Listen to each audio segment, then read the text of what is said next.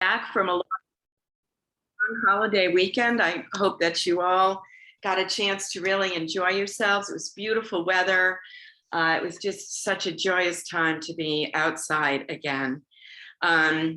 Welcome back to NYC Builds Bio monthly programming. We've got lots of exciting content to share with you. So I hope you will join us for future events. My name is Nancy Kelly, and I serve on the steering committee and as a founding member of NYC Builds Bio. I'm joined by my fellow founding and steering committee member, Mitch Simpler, managing partner of JBB. Mitch, you want to say hello? Just good. Well, it's good afternoon now. Good afternoon, everybody, and welcome to the latest installment for New York City Builds Bio Plus. And hope you find this as interesting and energetic as the past ones have been. All right, and Nancy, good to see you.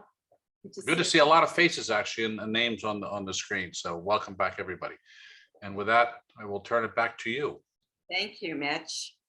I would like to acknowledge the founding and corporate members of NYC Builds Bio who make this programming possible. And the exciting thing about today is many of these members have worked on some of the projects that we're going to show today. So that's one of the reasons that we're so excited about it. We want to welcome you all to the 5th webinar of NYC Builds Bio sponsored seminar series with Triumvirate Environmental. This webinar is entitled Life Science Subclusters in the Greater New York Metro Area. It will focus on the oldest and most substantial life science cluster in New York City, the area around Mount Sinai Health System and Academic Alley, which is the largest concentration of the best academic medical centers in the world. The mission of these academic centers is to care, research, educate, and innovate. And we will see how real estate supports this mission in many different ways. Our first webinar, held in January, discussed the impact of a recent New York City planning study of the Greater New York Metro Life Science economy on all of the subclusters in the Greater New York Metro region. It concluded that the New York Metro area, which includes New York, New Jersey, and Connecticut, enjoys the largest life science economy in the United States, and the 2020 census data shows it growing faster than many other regions of the country. The second webinar, held in February, focused on 2 of the fastest growing subclusters in New York City, Midtown West and Long Island City. The third webinar, held in March, focused on exciting new projects in Midtown East and Manhattanville in Harlem. In keeping with the focus on the Greater New York Metro area, the 4th webinar took a look at Hudson Square and Jersey City, just across the Hudson in New Jersey. You can find links to all of these sessions on the NYC Builds Bio website and on the registration pages for the next webinar. This seminar series will run for 8 episodes from January through September, each covering different life science clusters in the Greater New York Metro area in more depth. All of these subclusters are growing up around existing academic institutions and new private life science development in neighborhoods, which have distinct social, cultural, and recreational flavors. The next seminar is scheduled for June 28th, focusing on Brooklyn and Long Island, where lots is happening. Registration is open, so be sure to sign up after this event to learn more. Also, check out our website for other upcoming events, in-person tours, and receptions, which are scheduled throughout June, July, and August.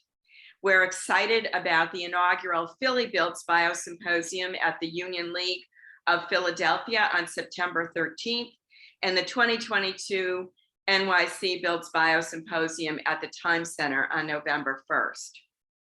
Before opening it up to our program today, I want to give you some information, just review what's happening in the developing life science clusters in New York City and beyond, asking the question, where is life science growth taking place in the Greater New York market?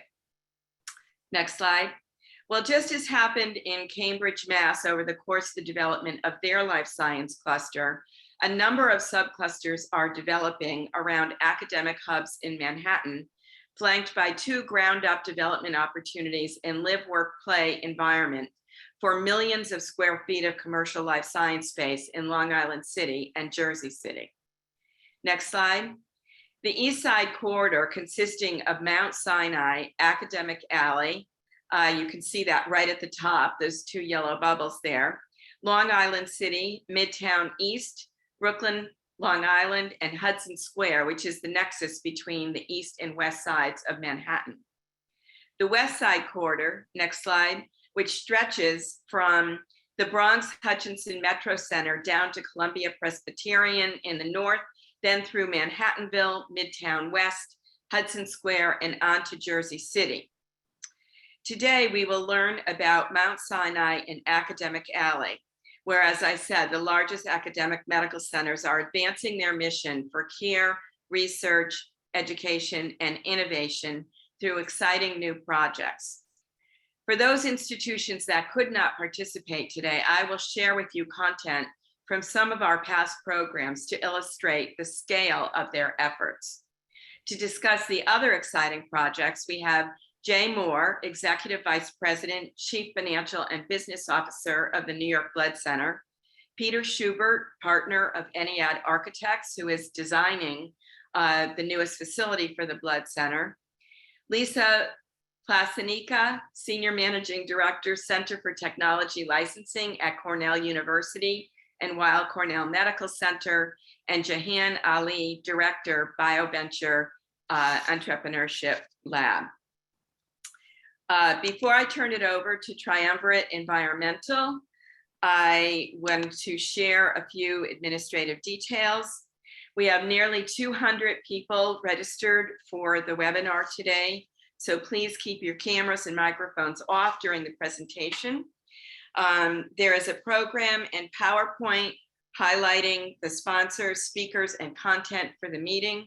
These will be posted on the NYC Builds Bio website, and the program is being recorded and will be available on the NYC Builds Bio YouTube channel as well. Since most of you are participating in listen-only mode, please feel free to submit your questions via the Q&A button at the bottom of your screen. We will open up for discussion and Q&A at the end of the program and will address as many audience questions as possible. If we have time, we will also have a chance for smaller randomized groups to meet in separate rooms where you can open your videos and microphones to talk to each other. You can stay as long as you would like to get to know each other and share stories. Now I would like to introduce Alicia Aniello, General Manager, New York Branch, Triumvirate Environmental, the lead sponsor for this seminar series. Alicia? Thank you, Nancy. Good afternoon, everyone. A nice save on the last name. It's a tough one for sure. Alicia Aniello is right. I'm the general manager of Triumvirate's New York and New Jersey operation. Triumvirate has been the leading environmental health and safety service provider to the life science community going on 34 years now.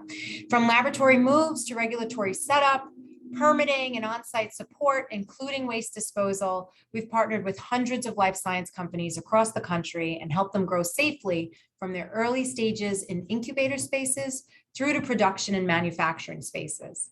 I've been with Triumvirate for almost 16 years. It's been wonderful to witness cutting-edge technologies come to life. Our success comes from our flexibility and customization of our offerings to fill all EH&S needs through one vendor, thus leaving the researchers and management companies free to remain hyper-focused on their science and the success of their business. With the excitement and growth here in the New York metro area, I thought Triumvirate could host this series and place a spotlight on the area with our long list of life science clientele across the country as our audience. As Nancy discussed, with our world-class research hospitals and top universities, along with the growing amount of space and funding being dedicated to life science here in the New York metro area, our location is ideal for collaboration between researchers and innovators. At the local level, Triumvirate has a full operation in New York City since 2003, including the only commercially permitted hazardous waste storage facility in the 5 boroughs. We are the only local resource in this market, and having the facility puts us in the same seat as all of our clients. We're under the full scrutiny of NYC DEP, FDNY, and the New York State DEC. We've been providing EHS support and consulting, waste disposal support, and emergency response services to some of the largest research institutions in New York City for over 20 years. We have over 40 consultants local to New York and a fleet of just over 50 vehicles. For today, I'm super glad we're talking about research in the healthcare space and pointing out the abundant talent that we have here. Newsweek has been publishing a world's best hospitals list for the past 3 years. In 2021, 2 of the top 10 listed are here in New York City, Mount Sinai. This is top 10, right, in the world. Mount Sinai and New York Presbyterian. Not too far behind NYU Langone. MSKCC, Memorial Sloan Kettering, also holds a title for being in the top 2 hospitals for cancer treatment in the US for the past 30 years. Triumvirate has been working with all of these institutions for many years now. One of our oldest clients here in New York is Mount Sinai, and we're very excited to work with them through their next phase of expansion. Again, big thank you to Nancy and New York City Builds Bio for providing us with this platform to spread the word about the developments here in New York, and enjoy the presentation today. Thanks, Alicia. Appreciate your support as well in helping us to kind of expand the reach for our message. Next slide. So first up, I'm really excited to talk about all of these great institutions in New York. This is really where it all began, with research that pursued cutting-edge treatments for patients, educated the next generation of doctors and nurses and researchers in the world, conducted research that resulted in the discovery of new therapeutics and approaches to patient care, and are now innovating to create the next generation of companies which will take those products and commercialization technologies forward. And so this is a very forward-looking system of institutions that all interact with each other, and you'll see that through the real estate projects that they are pursuing to bring their mission and dreams into fruition. Next slide. Mount Sinai Health System is kind of in the northernmost area of the Upper East Side, where a lot of the academic centers are. They are particularly known for precision genomic medicine and artificial intelligence. And just in the last year, they opened a new center for artificial intelligence and human health, demonstrating how these academic centers are staying on the leading edge of where technology is going. This was a $100 million research center focused on 3 areas: a center for genomic health, multi-scale disease modeling for more effective treatments, and precision imaging. It's housing 40 new investigators and 250 graduate students, postdocs, and staff. And you can see it there in the picture on the Upper East Side. Next slide. This is a particularly far-reaching project that they have just announced last year. They partnered with Georgetown Company at 787 11th Avenue to sign a 165,000 square foot lease. This is the first time a major academic center in New York has partnered with a private landlord to develop research and clinical space in the city. And they did it on the west side. So this is in Midtown West, which expands their footprint. And it's in an old Packard building, which is really interesting how the industries of yesterday are being transformed into the industries of tomorrow. Next slide. So here you can see the cars coming down on the ramp in the inside of that building when it served as a production facility and distribution facility for cars. Next slide. And now it has gone through, or is going through, a substantial transformation into a modern clinical and research facility. Next slide. Here's what it will look like when that transformation is completed. Next slide. And here is the program. Mitchell Giorgola, who is one of our architectural members, is designing this space. They have laid out research alongside clinical care, which is something that it will be increasingly prevalent amongst all of the institutions in the future as clinical care and research actually begins to merge. Next slide. And they have everything from core labs to a focus on neurology and neuroscience there, cancer research, there's a vivarium, and labs to recruit new researchers. Next slide. And on the clinical side, they are working with imaging, just as they are in their artificial intelligence center. They have a breast center there, a spine center, and conferencing facilities. So quite an exciting new program to spring up on the west side of Manhattan in Midtown West, right next to the Hudson Research Center. Next slide. Jay, would you like to introduce the New York Blood Center? Great, thank you, Nancy, and it's a pleasure to be here. And also thanks to Triumvirate and the other sponsors for allowing us to present this morning. Next slide, please. And next slide. So I'm just by way of background, I am the EVP of CFO and CBO of the organization. I'm relatively new to this great company, and I'm very proud to be a part of it. I joined just under 2 years ago. I come from the biopharmaceutical industry, so I have some perspective on the importance of research, particularly cutting edge facilities like we are contemplating here at the Blood Center and those around us in helping to advance our mission. So for those of you who aren't familiar with the New York Blood Center, just by a quick way of introduction, we operate currently in 17 states. We operate through 5 various operating divisions, of course, the mothership being the New York Blood Center, but we operate in Rhode Island, Delaware, Kansas City, Missouri, and the Twin Cities of Minneapolis and St. Paul. Our statistics here, you can see for our core business, which is our transfusion medicine business, our blood products division, we supply over 90% of the blood supply to the New York metropolitan area. Many of the institutions which Nancy has cited already today are customers of ours and for whom we provide products and services on a regular basis. We also are fortunate to have a specialty pharmacy operation that is in Long Island City, which supplies life-saving treatments to individuals suffering from hemophilia.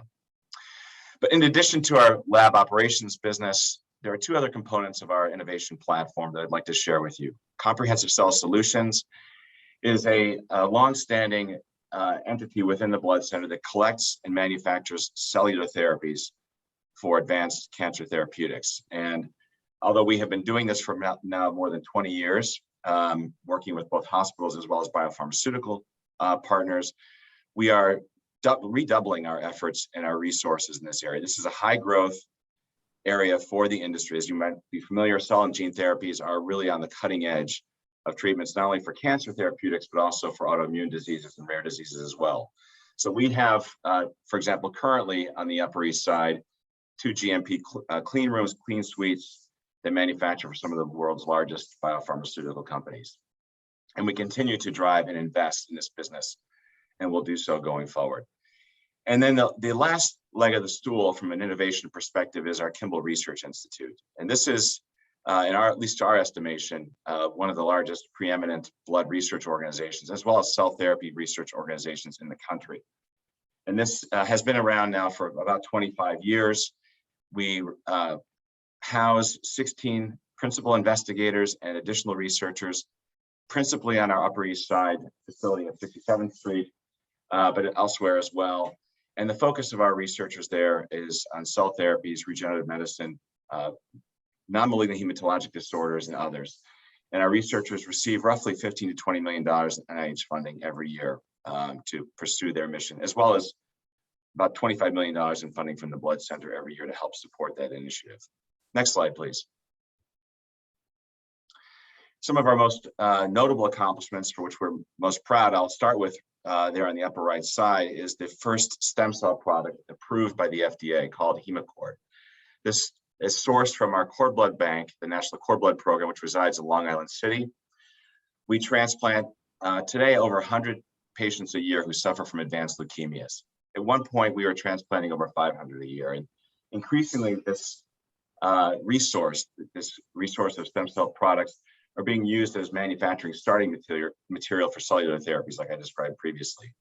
In addition to Hemacord, we've been on the forefront of producing vaccines for some of the world's deadliest and most life-threatening infectious diseases like hepatitis B and C. We created the first technology to treat and inactivate pathogens in the blood supply, what we call solvent detergent plasma.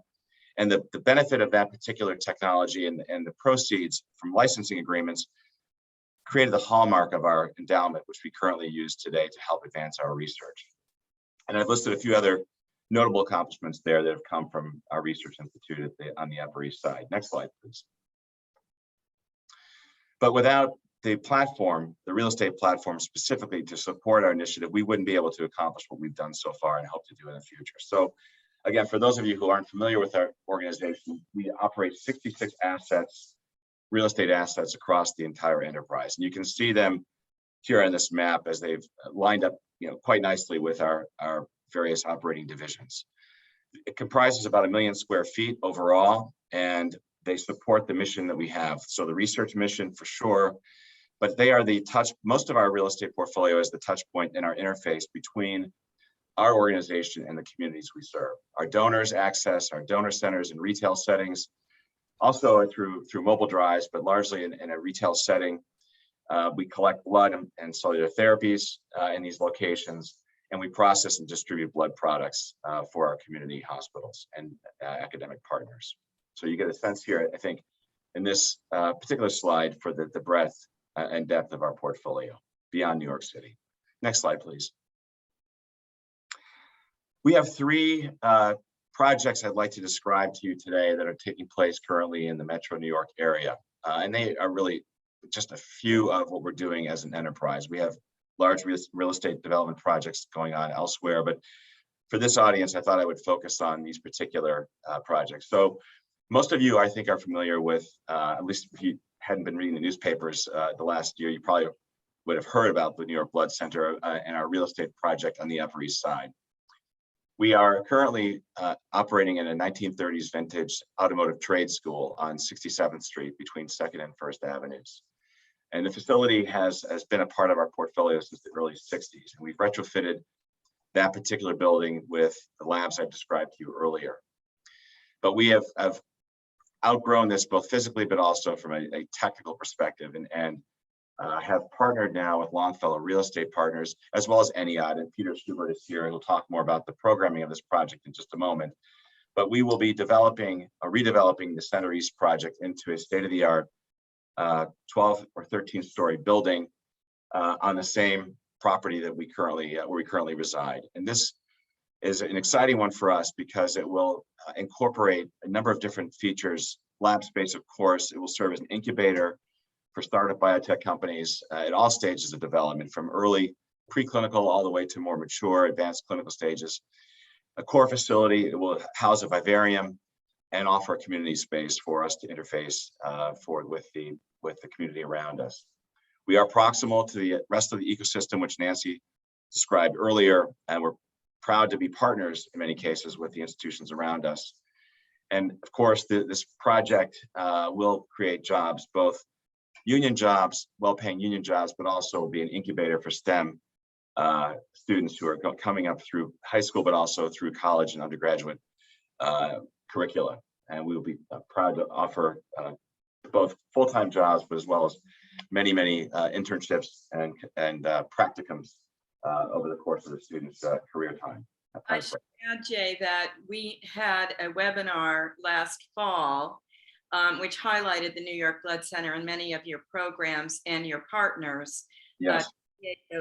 Those STEM jobs. So if anybody's interested in taking a look at that, you can go back in our inventory and see that webinar.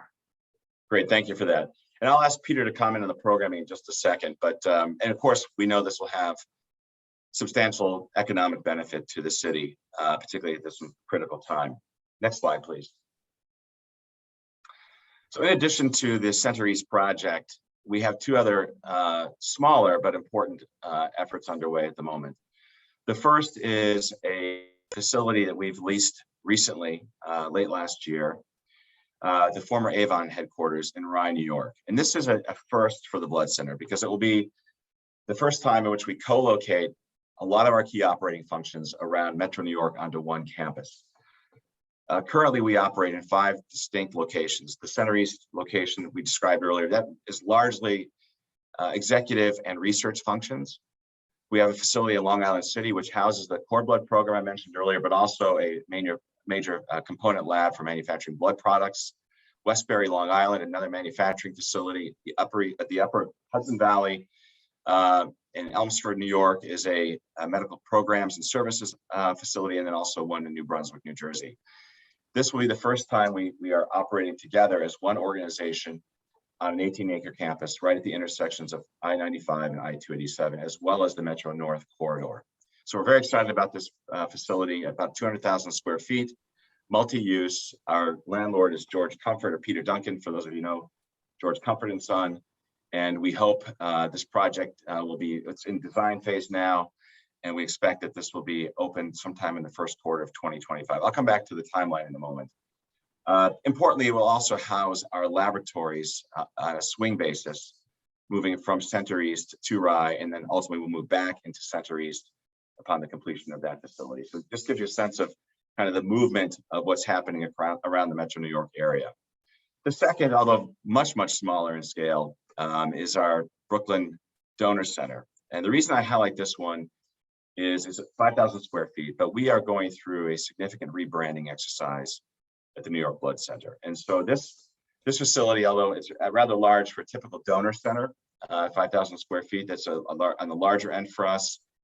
It will incorporate our new branding and sort of color and physical kind of layout of our traditional donor center. And this will be the first one in the enterprise that will adopt this new program. Ultimately, that will be rolled out to the various other divisions around the country. We're very excited about this. This will be opening at the end of July, and will include also the collection of cellular therapies for cancer therapeutics patients. Next slide. So I'd like to maybe pause here for a second and ask Peter to comment as our partner in this at Center East, talk about what our programming is to include, how we'll lay out, and to offer any other insights or perspectives here. Peter. Thanks, Jay. Well, this is a very exciting project. I'm going to come in from 40,000, if I may. New York City is an emerging cluster, and it's really moving fast. And I think what makes New York unique in the life science industry nationwide is that it is in New York City, and the life science is going to be integrated into a live, work, play environment. We're working nationwide, and really a lot of the other clusters, for instance, Boston and on the West Coast around San Diego and San Francisco, they're really all about campus, and they're more suburban in their nature by comparison to New York. Cambridge perhaps is an urban environment, but even Cambridge is trying to infuse its campus with a kind of live, work, play environment. And Matimco, for instance, is moving forward with a lot of residential and whatnot.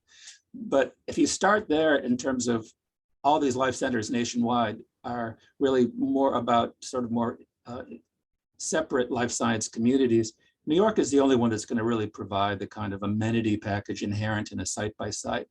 Having said that, if you start to think of New York as programmed from the whole bioarc that Nancy and I generated early on, that bioarc is continuously connected by subways, and it's the only community in the nation that can say that. So you really have to really look at it as a whole in terms of what is New York's life science community specifically, and it's really an interconnected sort of series of subclusters. The other thing is that this building is really important to the New York life science community, but also New York itself, because like perhaps Alexandria Center, it's going to be the first major ground up, state-of-the-art, sophisticated lab. And Mitch, please comment on anything you think is important, but it's really going to provide state-of-the-art facilities that that although a lot of sort of repositioned buildings can provide, this one's going to do it in a way that's most efficient. It's built around the programming of structure and its relationship to lab bench size. It's got the highest ceilings. You know, a lot of the repositioned buildings are 12 to 13 feet, which does limit a lot of what you can do compared to a ground up. So in the end, once Alexandria Longfellow project with Center East, there's a couple of other emerging ground ups and, you know, throughout Manhattan, it's going to be a sea change for New York. This particular building is really all about, you know, re-engaging the community. It's going to be currently, as Jay said, it's kind of in a warehouse kind of, you know, just very insular brick building. It's going to become much more an engagement of the community. It's going to be transparent, science on display, visually outreaching to the community, but also through its own sort of programming. The bottom of the podium of the building is going to be mostly a blood center. The ground floor is basically all about outreach to the community and making it a part of the community. There'll be a center kind of terraced co-working community space at the top of the podium, and then above that will be really wonderful, about 32,000 square foot floor plates that will be designed to be extremely efficient. Within the amenity package will be a vivarium that will be available to the tenants. There'll be core labs that will have and present state-of-the-art research to some of its tenants that want to have access to sort of really sophisticated equipment. And then the spaces themselves are really laid out on a 14-foot, 6 floor to floor, and then a 11-foot planning module, which is currently thought to be the sort of post-COVID world of best planning module out there relative to space requirements and space between labs and efficiency. Thank you, Peter. And it goes without saying, we're proud to be part of the neighborhood and very much looking forward to this next generation of our operations and particularly our innovation in the New York area. Next slide, please. So there's a lot on our plate, as you've heard, and we have a lot coming to the Blood Center over the next 4 to 5 years. And what started, last fall and right before Thanksgiving was the approval by the City Council of our rezoning request for Center East for the use that Peter just described. So this happened. This was a watershed event for the organization. We think obviously for the city, for the reasons that Peter mentioned. So we feel very good about the accomplishment of the rezoning exercise last fall. But that being said, we received an Article 78 petition that was filed right at the end of the 120-day statute of limitations. We are working through that as we speak. But while that's happening, we are certainly optimistic that that will proceed. And although it may create a delay or two, we believe it will proceed according to our original plan. We continue to work on the Rye campus project, which, as I mentioned earlier, will encompass all our operations around New York City into one 18-acre site. And that we hope or expect to be opening in January of 2025. And while that happens and shortly thereafter, construction will start, and then we'll be continuing at the Upper East Side facility, Center East, with a target of roughly Q4 2028, subject to further approvals and so on. But that's roughly the benchmark we're looking at over the next 6 or 7 years. And this sort of scope of work at the Blood Center is become such an important part of our business and our mission.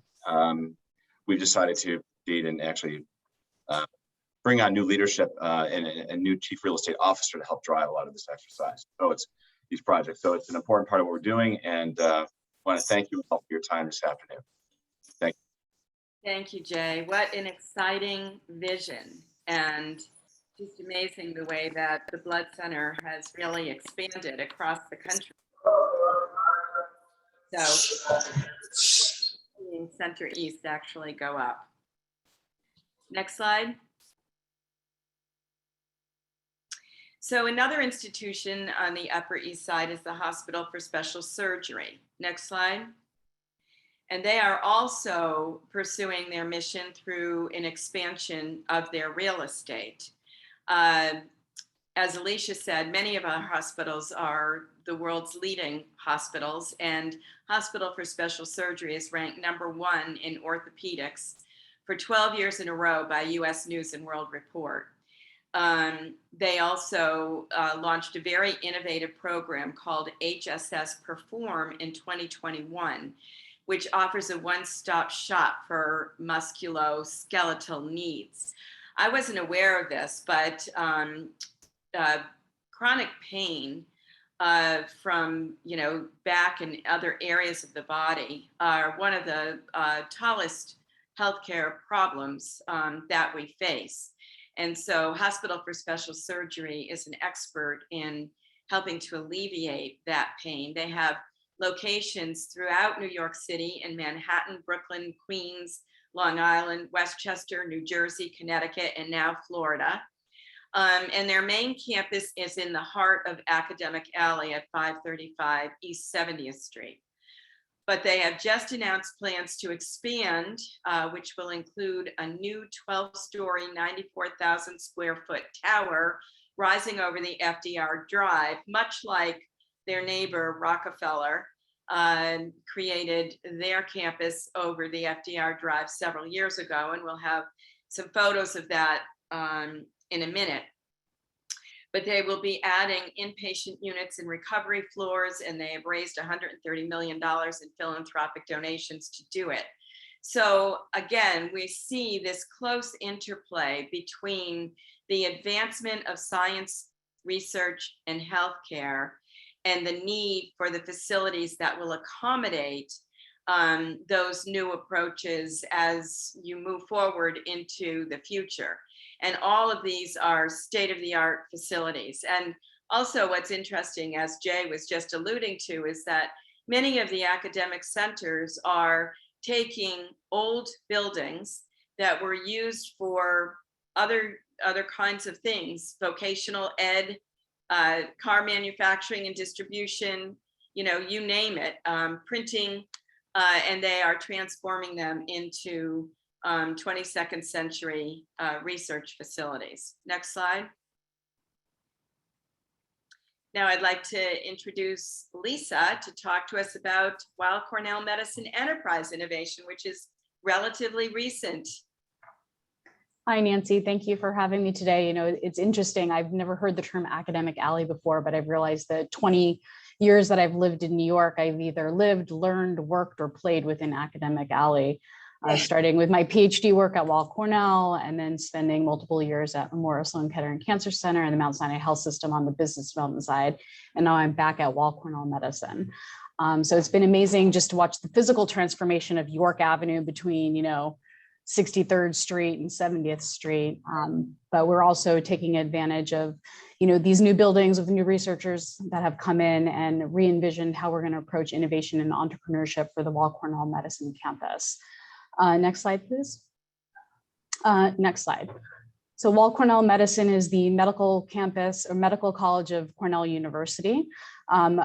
Weill Cornell Medicine Enterprise Innovation was launched or formed in 2021, and really with a vision to accelerate the best of biomedical innovation to market and translating groundbreaking research into revolutionary care through collaboration. And it was less of a launch of something new and more of a consolidation and integration of different groups within the Weill Cornell Medicine campus that touches upon innovation and entrepreneurship into a more streamlined organization. And this is in part to help take advantage of Weill Cornell being in the New York City ecosystem as opposed to Ithaca, New York, and making sure we're taking advantage of everything that's happening within the biotech space here in New York City. Next slide, please. So Enterprise Innovation's mission is really directly supporting the medical college tripartite mission of care, discover, teach. Our main function is to make sure that we're identifying, nurturing, and partnering groundbreaking discoveries made by our faculty and our trainees, and really ensuring that they're disseminated for public benefit. So really that natural extension of translational research. If we've done this well, we hope to really impact care for patients here at Cornell, but also much beyond that. And then through everything we do, we have an eye and a lens toward teaching and training the next generation of innovators and entrepreneurs. So really providing education and mentorship opportunities on innovation and entrepreneurship to our faculty and our trainees. Next slide, please. We have sort of 5 main thrusts of activities, really spanning the full life cycle of innovation. And it really starts with fostering an innovative and entrepreneurial culture and providing rich programming and education to faculty and trainees on an area of science that they might not be so familiar with. So it's really about planting the seeds of an idea or realization that their research can be translated into products and services that can benefit society. And once we've planted that seed, we want to work with them to make sure that we're cultivating that. So bringing to bear the right resources that are needed to further develop a technology or an asset. Of course, we want to build a robust, commercially relevant intellectual property portfolio. And then our last 2 main thrusts are really connect and collaborate. That's our external facing activities. So it's about reaching out to the marketplace, whether that's investors or existing companies, and forging the right partnership for the right asset at the right time. And then once that deal is done, the work can really begin and really collaborating with that partner to ensure that technologies are developed to their fullest potential. Next slide, please. So as I mentioned, the enterprise innovation is in some ways not new. The groups that are under enterprise innovation, so the Center for Technology Licensing, which I head up for the Weill Cornell Medicine campus, our Biopharma Alliances and Research Collaborations Group, the BioVenture eLab, which Jahan will talk extensively about, and our Daedalus Fund for Innovation, we're all functioning within the Weill Cornell community for the past 10 years or so. But this is really meant to harmonize the activities and the work streams of these groups to really make sure there's synergies between them. And of course, we have to mention our partners at the Tri-Institutional Therapeutics Discovery Institute. So they're not formally within our umbrella, they are a separate organization, but they are a key component of our innovation ecosystem here at Weill Cornell, and also for our partner institutions, Memorial Sloan Kettering Cancer Center and the Rockefeller University. Next slide, please. So really, we want to provide sort of end-to-end support through the entire sort of roadmap from inception to commercialization. It really starts with education and programming, in working closely with the researchers here and being able to help them crystallize ideas that can be converted to a translational partnership, and then helping to protect that idea, do the commercial outreach and secure a partner, and hopefully work with that partner to ensure the product makes it onto the market. So we want to start at the beginning with education, and we're there all the way to the end once a product makes it to market. Next slide, please.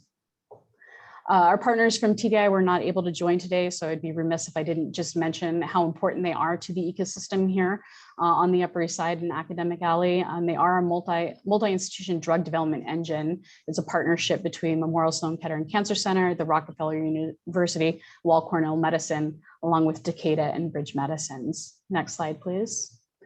And they provide really biotech grade drug development activities, both on the small molecule side and the antibody team. So it's amazing the resources they can provide. They take programs and projects from each of the institutions where we have maybe key clinical insights or novel biological target, and work with the institutions to develop hopefully a lead candidate or a research tool that can further interrogate the biology. If the project has been successful, Takeda and Bridge Medicines are 2 viable partnership paths to continue. And if either of them are not interested, the asset stays with the host university and is available for partnership or new co-formation. So they're a wonderful contribution to the ecosystem, both on the actual drug development side and also providing education and programming on the drug development process to our faculty and our trainees. Next slide, please. Weill Cornell Medicine has about $360 million in sponsored research funding. More than half of that comes from the NIH. Our faculty are top-notch faculty who are nationally and internationally recognized for their success, and have lots of awards every year. Next slide, please. One thing you might have noticed if you were walking down York Avenue lately is we're changing medicine here at Weill Cornell Medicine. We're right now in the tail end of a $1.5 billion development campaign to really transform the future of medicine to care for the whole patient their whole life. Our disease priorities are precision health, infectious disease, women's health, children's health, brain health, heart health, and cancer. So we will see much research focus in these disease areas and anticipate significant innovation and assets coming out of the research here. Next slide, please. When we drill down a little further into the research priorities, we have foundational and translational departments that have strength in cell and molecular biology, immunology, microbial pathogenesis, biochemistry and biophysics, pharmacology, chemical biology, systems and computational bio and neuroscience.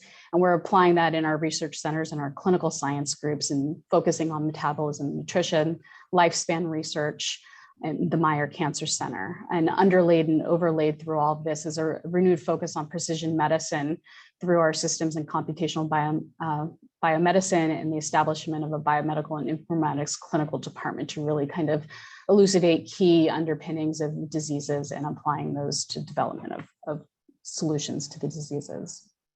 Next slide, please.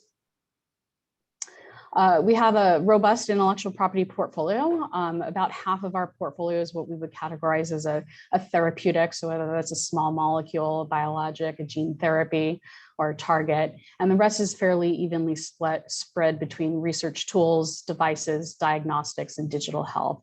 We're seeing digital health as a growing portion of our portfolio over time. On the right-hand side, the fields where these assets can be applied, we have a large number of assets in the oncology space, CNS, imaging, cardiovascular, and many others. Next slide, please. We've launched many companies based on Weill Cornell Medicine technologies. This is just a random sampling. Some are quite successful fundraising, others quite successful in development. Next slide. But what we're most happy about is that we're seeing a larger proportion of our companies staying in the New York City area and contributing to the ecosystem. So I think they're really taking advantage of the spaces that have built over the past 5 to 10 years. We want to continue to keep them in the New York City ecosystem, both for the jobs that it can create and also the future partnerships that it offers all of the institutions here. Next slide, please. Thank you. And now I'll pass it to my colleague, Jahan.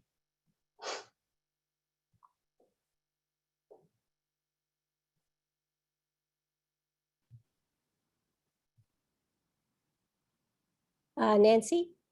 Hi, John. Hello, would you like me to share my own slides or is this you guys sharing? We brought them up, so you can just tell us to advance the slide and she'll do that for you. Okay, wonderful. So hi everyone, my name is Jahan Ali and I am the director of the BioVenture eLab here at Weill Cornell Medicine.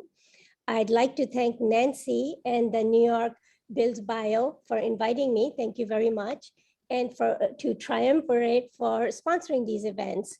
I have been part of some of Nancy's other events and I think, they're really amazing. So I've known Nancy since New York Genome Center and, think she's quite amazing. Way back, Jahan. Can I have the next slide, please? So the mission of the BioVenture eLab is to foster a robust entrepreneurial ecosystem at Weill Cornell Medicine. And I'm going to take you through how we interpret and carry out that mission. So next slide, please. So it's been very exciting to hear from different people here today about the different spaces, coming up in New York City. We have, some people who've spoken here, but also I visited InnoLabs, the Alexandria has a new facility. So what we do is we're really trying to help create the companies and entrepreneurs that would house in those facilities. So the way we carry out our mission is to become the venture catalyst or the partner to the science entrepreneur. We begin at the idea stage. Many of our companies are super early because it's fresh science. And we provide a level of different resources, expertise that you see here, all the way to helping create an investable company. So we, just a quick shot, we will help find management. We've done that in several cases. We provide entrepreneurial training, both as a startup basics programs and to help entrepreneurs conduct customer discovery, which we do in partnership with Cornell Ithaca. We help with market research. We provide a whole host of other startup services. Next slide, please. So this is a comprehensive list of our services, expertise, and resources, but I won't go into all of these various ones. It's really just to show you what we provide at the BioVenture eLab. Next slide, please. So this is an example. I won't take you through every single program and bore you, but this is Accelerating BioVenture Innovation is a 12-week program where we have about 60 to 80 people who register each year for this program. So we have a captive audience with Weill Cornell Memorial Sloan Kettering and Rockefeller University, individuals who are very interested in learning about entrepreneurship. Not all of the people who come to this program necessarily have a company in mind. So we're training we're training these scientists.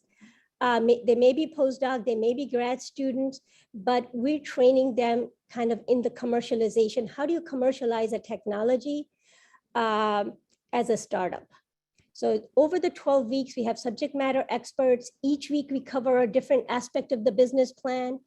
Then for the participants, we give them a homework, and the homework is generally focusing on whether it's market research, whether it's budget, whether it's go-to-market strategy. So there are different aspects each week. And then, so we have a subject matter expert, we have a homework assignment. Then in addition, we pair them, each of the teams with 2 to 3 industry mentors. And these are mentors who can talk about, help them with regulatory, help them with IP, help them with all different aspects, but they also help drive home that week's lesson to these teams. We get our technologies from the Tri-I listed here, Sloan Kettering, Weill Cornell Medicine. So we work closely with the tech transfer offices in all of these places. And the other thing, as I said, our mission is really to build the ecosystem. The way we carry out in this program, we begin with a major keynote speaker. So we had Robert Eng of Vor Therapeutics last year. Before we had Jigar Retata of Constellation. Both of them have the honor of being my interns in an earlier life. So we try to begin with a big event, and we also end the program with a major event, which is a final pitch session. Okay, next slide, please.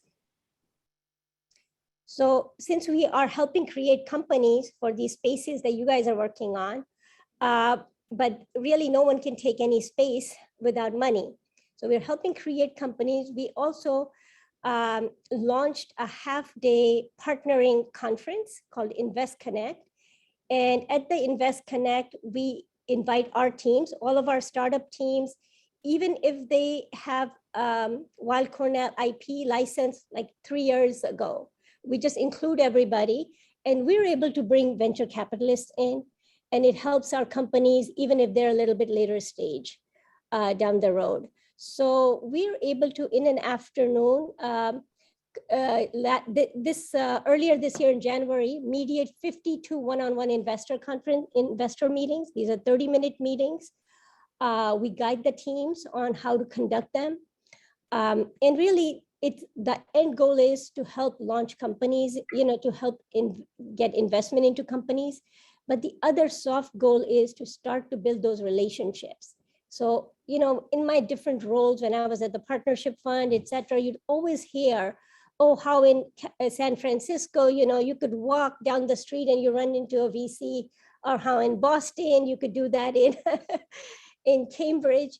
I think, I'm very focused on trying to build and forge those relationships, so we can say that about in New York. So this event, again, every year hosts a keynote speaker as well. And this year we were fortunate to have Dr. Stanley Lapidus, who's a founder of Exact Biosciences. Last year we had Bob Langer.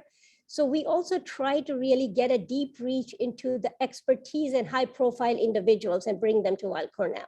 Next slide, please. So this is just to give you an idea, and it's not comprehensive, but some of the investors that participate in the Invest Connect conference. Next slide, please. And so the message I want to get across is we have entrepreneur in residences, we have industry mentors, and our goal is really to engage these individuals plus programming plus expertise to really help our startups. And I'm going to just focus on one example here. The second one, Chimerna. So it's founded and led by two postdocs from Dr. Sami Jaffrey's lab.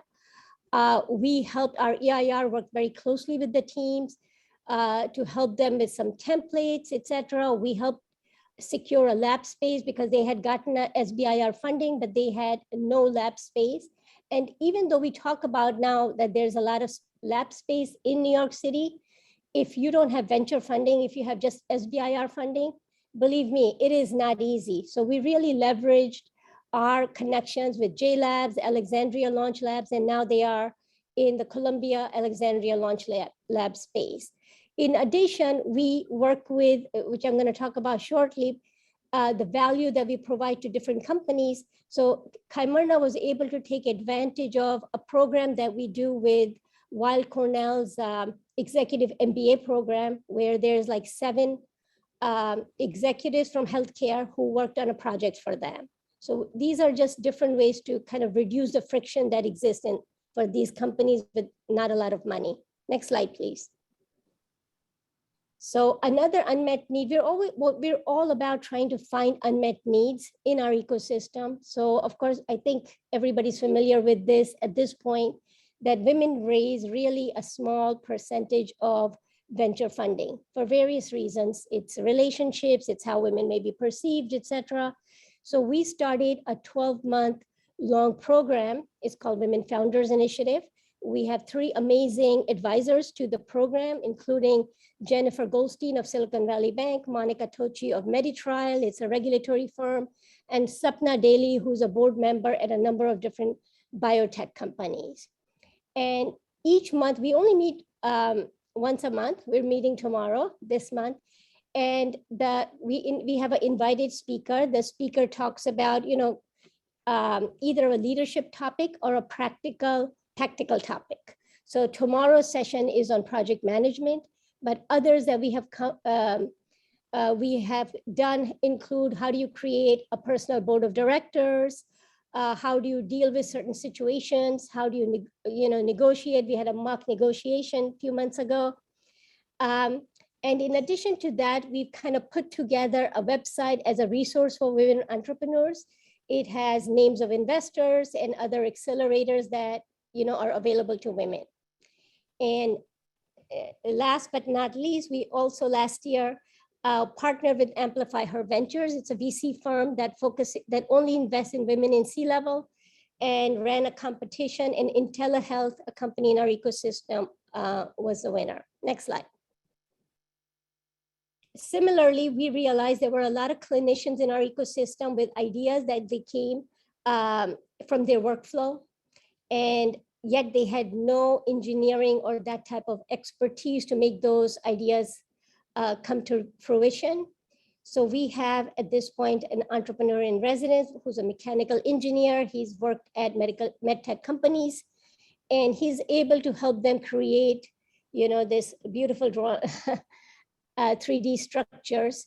He's able to create models, full models, 3D. We have a 3D printer here. Sometimes we help some of the companies with our 3D printing services. And if it's something that we don't have access to, we guide the teams to manufacturing options. Next slide, please. So this is just, I referred with Chimerna. We've partnered with 2 kind of business programs. One is at Johnson School of Business, and one is at Yeshiva University. And in both of these cases, we get access to, our startups are able to get access to resources and do either market research, figuring out the best indication, strategic analysis, reimbursement. The projects vary, but they end up really helping our startup companies. Next slide. So this is just to show you, some of our EIRs. Suman is actually our former EIR. Now he's trying to launch a company out of Weill Cornell. Yaron is the medical device expert. Lauren Busby, who some of you may be familiar with. Lauren gets involved in really trying to help the companies think about or the scientific founders think about how do you divide equity, getting involved in some of the conversations with law firms and incorporation, just to make sure that people are not taking advantage of our companies either. Next slide.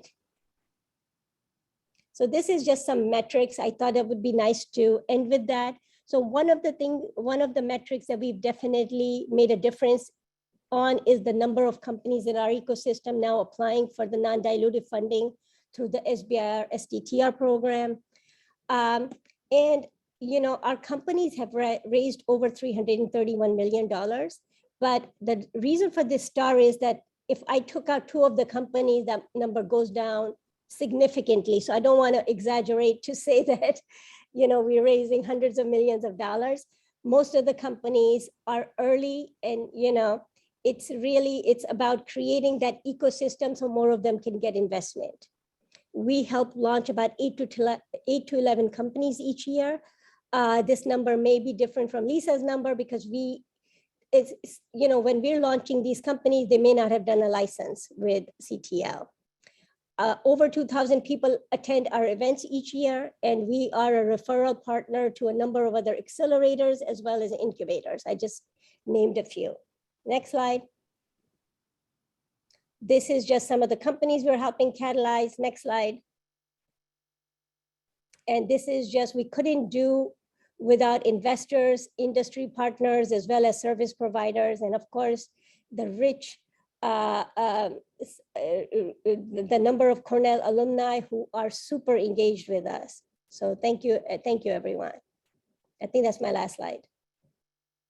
That's a terrific overview, Jahan. Thank you very much. And for all of the people that are on in the real estate industry today, these are the companies that will become the future tenants of tomorrow. And so, everybody is looking at the growth of New York with these kind of homegrown companies in mind. And it's really great to see them coming out of institutions like yours and growing up and attracting so much resources. Thank you for that. Next up is Rockefeller University, which is right next door to Weill Cornell. And they have been engaged in a number of just transformative real estate projects over the last decade. Next slide. One of them was the completion of the Rockefeller River campus, which raised the entire campus and extended it over the FDR Drive. We had a whole breakfast series on this in 2019, in which Turner Construction Company described how they actually accomplished this. It was just, I can't even really describe the heroic efforts it took to get the construction materials and the teams working above FDR and completing this campus. Quite extraordinary. So I would encourage those of you who are interested in the story to go back and have a listen to that. Next slide. This collaborative research center was actually completed or designed by Mitchell Gargiola, another of our members. It's a beautiful building where we housed the pilot laboratories for the New York Genome Center when we were first starting that up. And this building was actually built before the River campus was completed. So, but you can see through the design and just this sheer scale, the care and imagination that is being brought to the design and construction of these buildings. Next slide. And now there's been, Lisa and Jahan both touched on the Tri-Institutional Therapeutics Discovery Institute, which is Rockefeller, Weill Cornell, and Sloan Kettering. And the Bronx Translational Center is it's a conversion of an older building on the Rockefeller campus into a new innovation center for Rockefeller and for the Tri-Institutional Discovery Institute. where hope that new companies will be housed and incubated. Next slide. And Mitchell Giorgiola is also doing the design work on this facility. Just showing you kind of the typical lab view there. It's their most recent project. Next slide.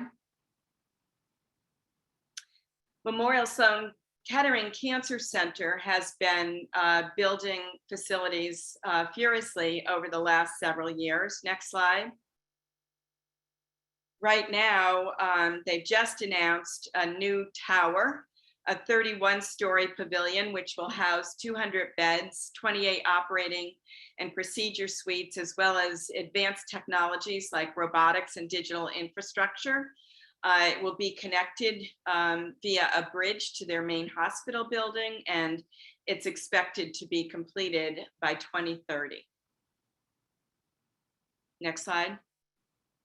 A center that they just opened was the David Koch Center for Cancer Care, a 25-story facility facing the East River, which was completed in 2020.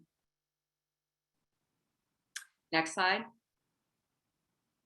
So that kind of completes our discussion and overview of Mount Sinai Healthcare and the Academic Alley, which holds all of the rest of these prominent and great institutions.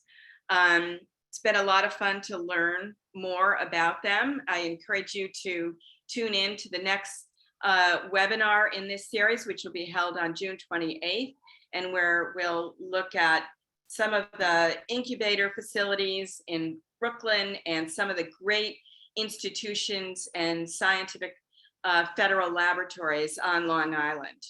Next slide. And you can register using that QR code. Just to give you a sneak preview of some upcoming events, so please save the date.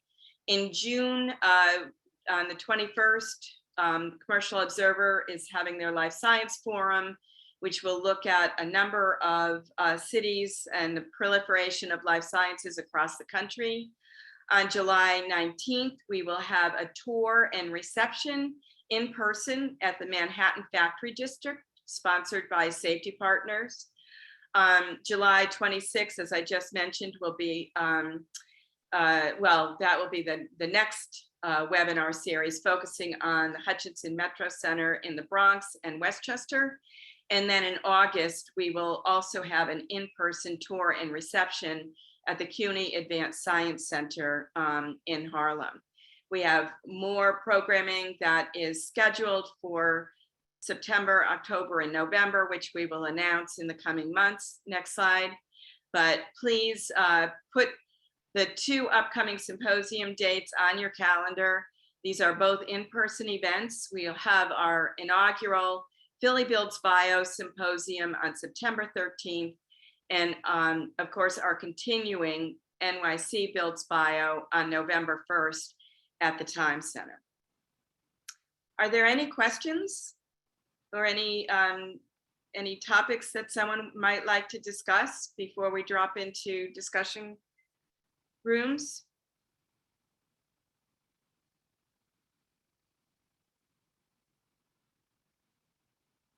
Okay, well, hearing none, then Carolina, let us go into our rooms then.